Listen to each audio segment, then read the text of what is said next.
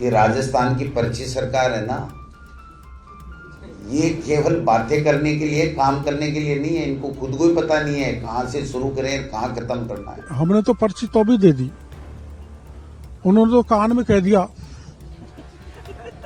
उनकी तो पर्ची भी नहीं दिखाई दी, कान में फुसकार मार दी, ये पीसीसी चीफ रहेंगे, ये प्रतिपक्ष के नेता होंगे।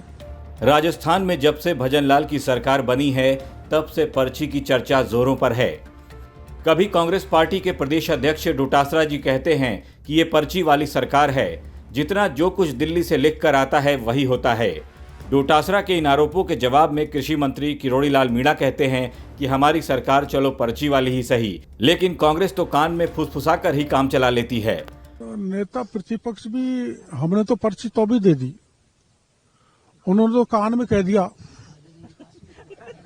उनकी तो पर्ची भी नहीं दिखाई दी, कान में फुसकार मार दी, ये पीसीसी चीफ रहेंगे, ये प्रतिपक्ष के नेता होंगे।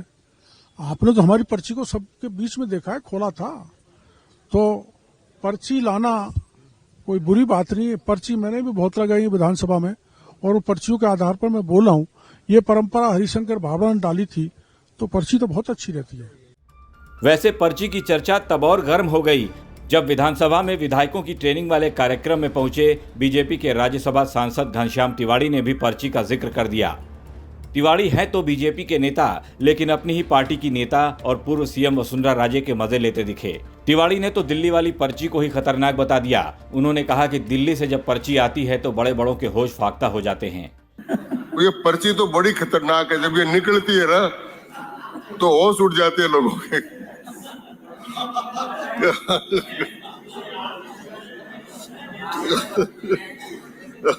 तो माननीय सदस्यगण, मैंने समय लिया, समय हो गया है, और क्योंकि मुझे फिर पर्ची आ गई इसलिए पर्ची के आदेश की पालना मुझे करनी पड़ेगी।